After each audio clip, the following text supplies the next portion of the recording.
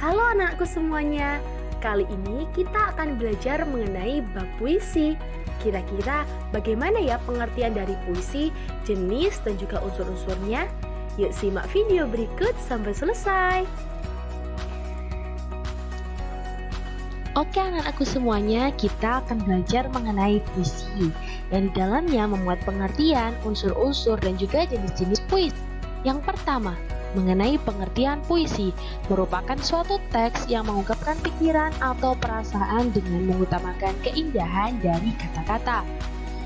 Berikut adalah contoh dari sebuah puisi yang berjudul Hujan Bulan Juni, karya Sapardi. Kita baca bareng-bareng ya. Tak ada yang lebih tabah dari hujan bulan Juni. Dirahasiakannya rintik-rindunya kepada pohon berbunga itu. Tak ada yang lebih bijak dari hujan bulan Juni. Dihapusnya jejak-jejak kakinya yang ragu-ragu di jalan itu. Tak ada yang lebih arif dari hujan bulan Juni. Dibiarkannya yang tak terucapkan diserap akar pohon bunga itu.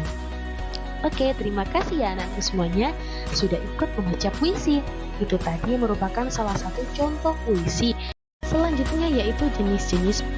Yang pertama yaitu puisi naratif, merupakan puisi yang isinya berupa ungkapan penyair dalam bentuk cerita atau penjelasan.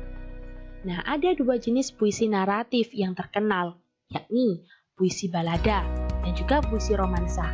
Puisi balada merupakan puisi yang berisi cerita mengenai orang hebat, perkasa atau tokoh yang dipuja-puja.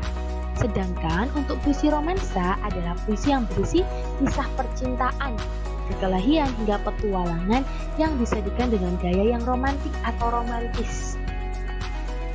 Yang kedua adalah puisi lirik, merupakan puisi yang isinya berupa ungkapan batin individu penyair yang isinya bisa berupa gagasan, pengalaman, serta suasana batin yang ada di dalam diri dan juga sekitarnya. Terdapat beberapa jenis puisi lirik, antara lain ada puisi elegi yang mengungkapkan perasaan duka dari penyairnya. Ada puisi serenada yang berisi sajak percintaan yang dapat dinyanyikan. Yang ketiga ada puisi ode, merupakan puisi yang berisi pujian terhadap sesuatu hal, seseorang atau sesuatu keadaan. Jenis puisi yang ketiga adalah puisi deskriptif, yang merupakan puisi yang isinya berupa pemberian kesan penyair terhadap suatu objek yang ia angkat dalam puisi. Jadi ini seperti mendeskripsikan sesuatu atau menjelaskan sesuatu objek. Bisa berupa peristiwa, keadaan, benda, hingga suasana yang menarik.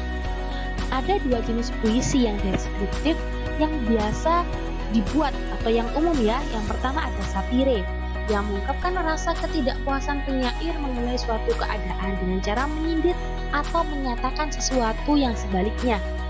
Yang kedua ada puisi kritik sosial, puisi yang menyatakan rasa tidak senang terhadap seseorang atau keadaan dengan cara membeberkan hal yang rusak pada objek yang diangkat dalam puisi. Oke anak-anakku semuanya, terima kasih telah menyaksikan video pembelajaran puisi dari Ibu. Tetap semangat belajar dan jangan lupa jaga kesehatan ya. Sampai jumpa di video selanjutnya. Wassalamualaikum warahmatullahi wabarakatuh. Halo guys, jumpa lagi sama Kak Dedi di channel Papan Tulis. Assalamualaikum warahmatullahi wabarakatuh. Gimana kabar kalian semua guys? Semoga selalu sehat, tetap semangat, dan bahagia selamanya. Di video kali ini, Kak Dedi akan membahas materi tentang puisi guys, yaitu puisi diafan dan puisi prismatis. Dilihat dari tingkat keterbacaan atau kemudahan dalam memahami arti atau makna puisi, puisi dibagi dua guys, yaitu puisi diafan dan puisi prismatis. Nah, apa sih perbedaan kedua jenis puisi ini? Puisi diafan disebut juga sebagai puisi polos atau puisi transparan.